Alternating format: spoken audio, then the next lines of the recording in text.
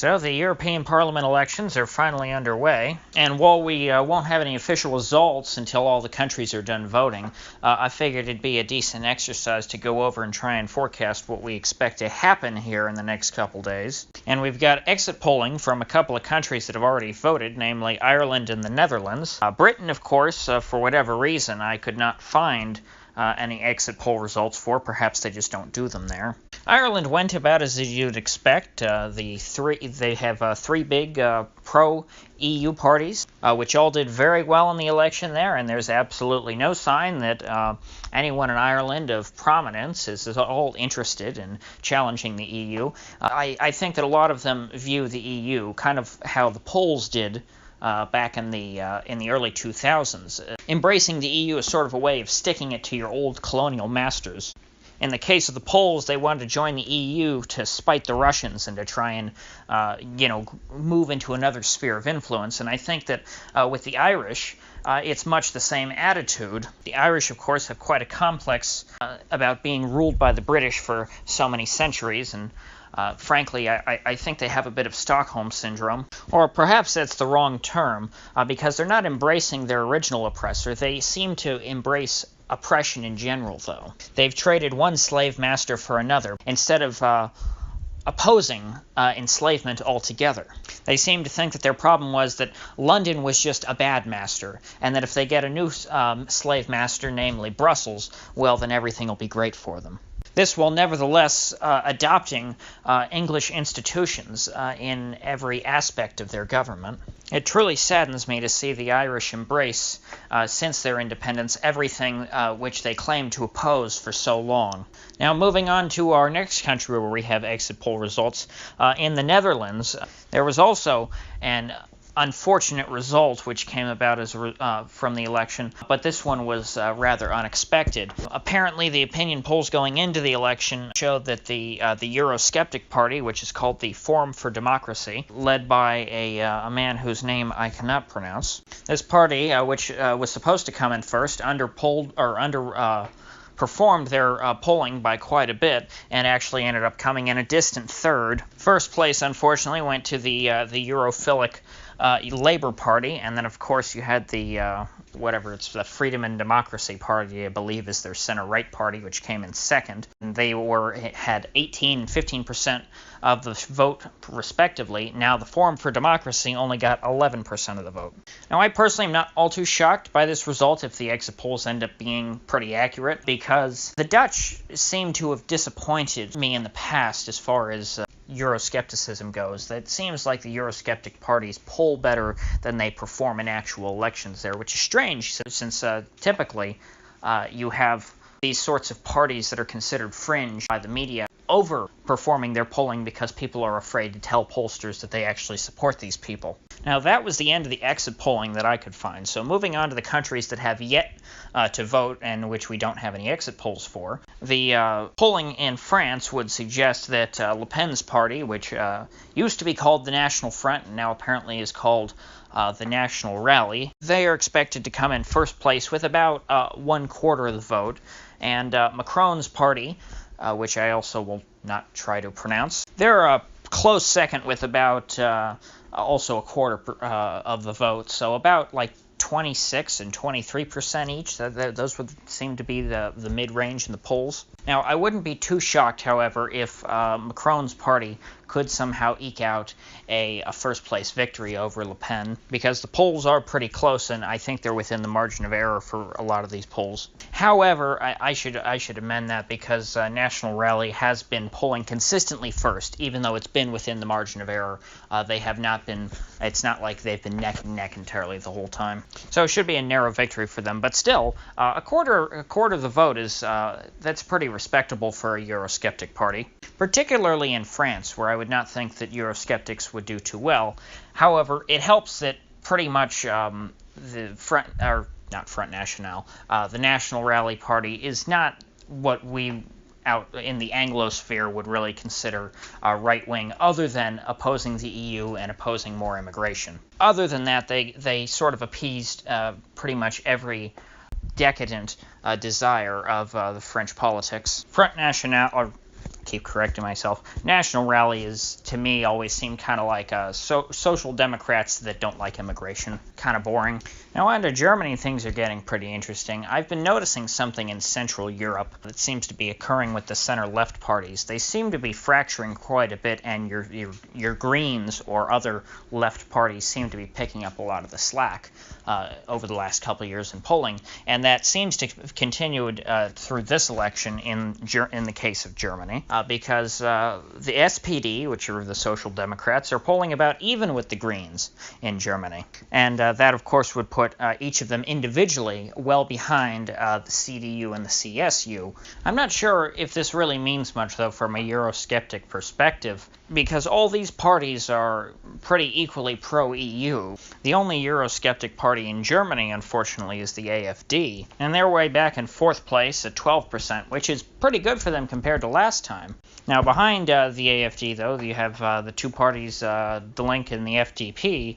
Die Linke's at about 6 to 7%, and the FDP about the same. Now, the FDP, back in the day, I used to consider the Free Democrats, the FDP, kind of to be the party in Germany I was closest to ideologically, but it does trouble me that they don't seem to have a Eurosceptic wing, considering that they are supposed to be sort of the classically liberal party. Unfortunately, they look to me to be more and more like the Liberal Democrats in the UK, which are not exactly a party I'm particularly fond of. Now, if you're just looking at this through a left-right perspective in Germany, if you add up the percentages of the CDU, the AfD, and the FDP, the center-right folks, even though AfD would not be involved in any coalition with the CDU and FDP, the center-right vote is over 50%.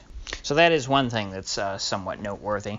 Now, Italy seems to be the one bright spot to me, other than the UK, in this election cycle, because there, Lega Nord, which is, of course, Matteo Salvini's party, they're polling at about 31 to 33%, so about 1/3 of the vote. And the Five Star Movement is right behind them at 22%, and then you have the Social Democrats, the Democratic Party, only at 21%. So you've got two Eurosceptic parties leading the polls in Italy with over 50% support. Now if this ends up panning out, would be absolutely fantastic to see a majority of Italy's European Parliament delegation being Eurosceptic. And this hopefully, once Brexit eventually does happen, if it is not successfully stolen by the Tories in the UK. This means that the Italians hopefully will be able to fill the shoes of the folks in UKIP and now the Brexit Party in the European Parliament in constantly lambasting those folks like Guy Verhofstadt, because without a decent delegation of Eurosceptics in that chamber, it will just turn into an echo chamber of, Stalinist tyranny. And of course, hopefully, if there's this much support for Eurosceptics in Italy, perhaps they will be able to wriggle themselves free of the clutches of the EU in some time as well. Of course, Italy's in a tough spot since they don't pay their own bills. It's tough for them to leave the European Union when they're not financially sustainable. They do rely on injections of wealth from other countries. They are one of the pigs, after all. As a American descendant of Italian immigrants, I wish that my cousins back in the old country could get their finances together so that they could effectively put their money where their mouth is, because there's no reason why Italy should have to remain in the EU. They have a perfectly sustainable economy by themselves, and as countries like Singapore have proven, and Switzerland for that matter, you don't need to be a big country. You don't need to be big like the United States or Russia or the EU itself to be successful. I mean, frankly, you look at a massive country like Russia, and their economy is barely as big as Italy's. So if Italy's government would just stop spending so much, then they could very well survive on their own. And frankly, I think that the unification of Italy was a mistake from the beginning. There's no particular reason why all those different parts of Italy should be lumped together into one state. As states grow, they become more bloated and harder to manage. So I think that the Italians, considering how inefficient that their state is, they'd benefit a lot better if you had a few different republics within Italy, just as it was during the Renaissance period. And of course, I believe that's one of the goals of Salvini's party, which is what makes it so interesting to me, that a regionalist secessionist party like Lega Nord, if that is still their position, could become the largest party in the polls. Now, moving on finally to Austria. Austria I'm a bit worried about because, as I'm sure some of you have heard by now, there was that tape released of the Freedom Party vice-chancellor of Austria accepting a bribe from someone who he thought was the representative of a Russian oligarch. And this, of course, has led to all sorts of things like the collapse of the government there, and they're supposed to have snap elections, which they probably won't do that well in. And so people are thinking that despite the latest polls showing the Freedom Party in a very, very close third, right behind the Social Democrats. Actually, the polling goes the OVP, which is the center-right party, at 29%, the Social Democrats at 27%, and the Freedom Party at 23%. Folks are expecting that the two right-wing parties, or the right-wing and the center-right party, are going to be hit pretty hard by this scandal in their government, and it's probably going to put the Social Democrats in first. And while I agree that I think that will in fact be the case, I don't necessarily think that the Freedom Party will be hurt nearly as much as the People's Party, or the Volkspartei. I'm not sure if people normally say it in English or German over there. Now, the reason for this is that I think that the average Volkspartei voter is much more sensitive to the attacks on the parties, saying that basically people on the right are Russian puppets. And therefore, if you see a video of a politician accepting a bribe from someone who he thinks is the representative of a Russian oligarch, you say, well, I guess there's the proof the left was right all along, and the guys I voted for are Russian puppets, so I probably will just stay home this election because I'm a patriotic Austrian and I don't like Putin, and as much as I might be somewhat skeptical of Brussels, they're not the enemy. I think that with center-right voters, you can make that case. But when it comes to the Freedom Party itself, who, by the way, is the party implicated in this scandal directly, I think that their voters have a lot more in common with Trump voters. They're much more rigid, and they don't have as much faith in the political process. That's why they're voting for them. I think that many of the voters of the Freedom Party consider all politicians to be pretty corrupt on net, and therefore they're not all that surprised to see a politician accepting a bribe, no matter who it's from. I think that their voters are already disenchanted with mainstream politics, and they just want somebody who's going to kick the door down and stop the flow of migrants and clean up the crime in the area. So therefore, as a percentage, I think that you will see the Freedom Party hurt quite a bit less than the Volkspartei. And I don't think that they'll come in second by any means, but they shouldn't be in as distant of a third place as people are expecting. I would think that the Freedom Party, probably a lot of people are expecting them to lose about maybe 5% from this scandal, meaning they would be at 18%. I would think that they'd be close, that they would probably be around 20%. The Volkspartei, on the other hand, I would think would probably drop from about 29 to 25%. That's my guess, and you're probably going to see the Social Democrats with about the SPO probably around 30%. So that's my forecast, factoring in that scandal in Austria, since we don't have any polls since that scandal broke. That'll about wrap it up, so if you gained anything of value from this video, I'd appreciate you clicking that like button and subscribing. And if you do subscribe, please do click the bell,